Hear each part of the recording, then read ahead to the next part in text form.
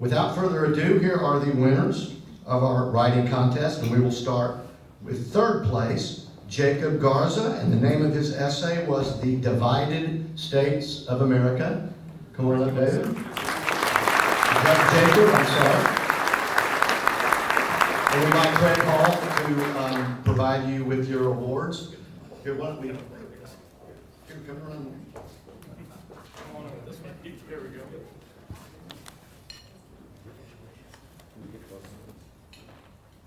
Thank you so much for being here. Here we are.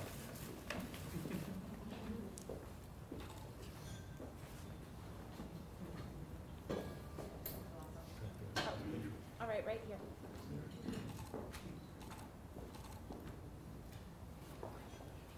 Thank you. Jacob won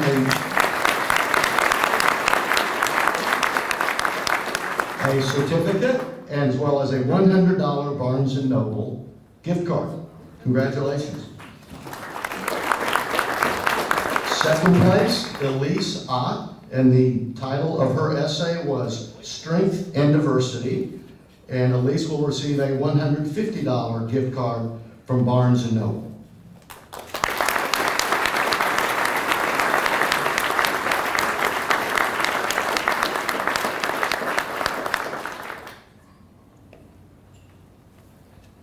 And now for our winner, first place, Janice Rodriguez, and the title of her essay was, Are Our Differences Good or Bad? And Janice will receive a $200 Visa gift card and a $100 Barnes & Noble gift card.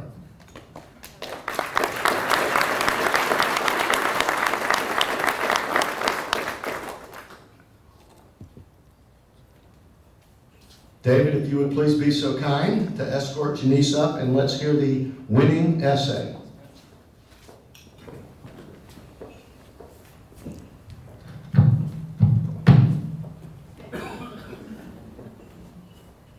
Okay. Are our differences good or bad? We are, of course, a nation of differences. Those differences do not make us weak. They're the source of our strength. Jimmy Carter. Do our differences really make us stronger, or do they just create problems? People can debate this matter all day long, and both sides would have valid points. The United States is one of the most diverse countries in the world. People come here and share their culture with us, which enriches our country.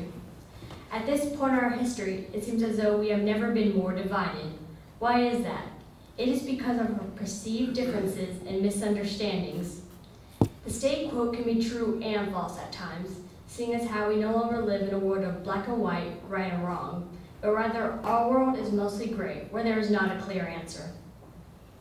As stated above, there are situations in which a clear answer is not readily apparent. One example is a policy of affirmative action. Affirmative action is a policy in which minorities are given favor based on their race, gender, ethnicity, or other innate characteristics. It is also called positive discrimination. If a white male is more qualified for admittance to university or a position with a company, a minority who is less qualified may be selected instead in the name of diversity. But is this fair to the white male? Is it fair to the minority? Being born a certain race or gender should not have any impact on whether someone is given an opportunity. Some may call it positive discrimination, but it is still a form of discrimination. As a young Latina female, I would want to be chosen for a college or job because I was the best candidate, not because some people felt that I needed help. Many people, however, agree with this policy because they feel that minorities may be discriminated against if there's not something forcing the diversity otherwise. The answer to this is not simple, because both sides have valid concerns. The issue has gone all the way to Supreme Court and has still not been decided once and for all. Our differences can be a positive force, especially when considering how they've helped develop America into the country it is today. When all the immigrants started to come to America in the 1900s, they brought all their cultural traditions and practices with them. America's been strongly influenced by them in that much the food we eat, the music we listen to, and even some of the activities we participate in have their roots in foreign lands. For example, Italian food is very popular today in America. Another example comes from the 1960s, when a big wave of Latinos and Asians immigrated and shared their music with America, which has influenced our culture ever since. Many people have adopted the tradition of celebrating St. Patrick's Day every March, which was a contribution from the Irish immigrants. America's influenced many other countries as well with our food, movies, and music. Those differences are going to take something that's great and turn into something even greater.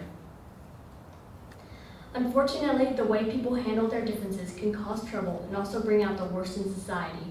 For example, many people don't understand why others are different or why they act differently. Instead of trying to bridge the gap through dialogue and patience, many instead see someone different as less than them. This can create judgment, prejudice, and even racism. The symptoms of these negative traits can manifest as division, oppression, and even violence. Diversity is not bad in and of itself. However, all humankind is susceptible to forming dishonorable opinions of others, as nobody is perfect. As long as there are people, there will be complications. It is not just Americans having problems with our diverse society. Speaking at a political meeting in Berlin in 2010, the Chancellor of Germany, Angela Merkel, said, "This multiculturalism has failed, utterly failed." She said this because Germany has taken in large groups of Middle East refugees that have resisted integrating and assimilating themselves into German society. Some have refused to learn the language or experience the culture. Some wish to have their own little community where they would not have to mingle or exchange cultures with the Germans. In turn, many Germans resent this attitude and then formed a negative opinion about the newcomers. This shows that differences and changes are typically resisted and sometimes even fought against. If this is the case in Germany, is American multiculturalism failing? Multiculturalism in America has helped us become stronger as a people, but more recently it seems as though it may be less effective. Many immigrants have not felt the need to learn English as almost everything has been provided to them in their native language. Television, radio, communications from government and schools are all available in their mother tongue, so there's little pressure to assimilate in that respect. In 2013, my family moved to Panama, and I had to attend school there in Spanish. There are no teachers hired to provide a Spanish as a second language class, and there are no letters sent home to my parents in English. I had to work hard and study to be successful and was not given any special treatment. When it was time for the exams, I passed them all and achieved the highest grade average in the whole school. This pressure motivated me to learn Spanish so I could be successful. In conclusion, differences should be a treasured quality because they make us remarkable and distinct. However, sometimes people are feeble and given to believing the worst about others. Instead of celebrating our diversity, people instead decide to use it as an excuse to be hostile and divisive. If people could just acknowledge our differences as something to value and learn from, we would all have greater understanding, compassion, and empathy. Let it be our goal that we each commit ourselves to accepting and respecting the diversity that we find in our world. Wow.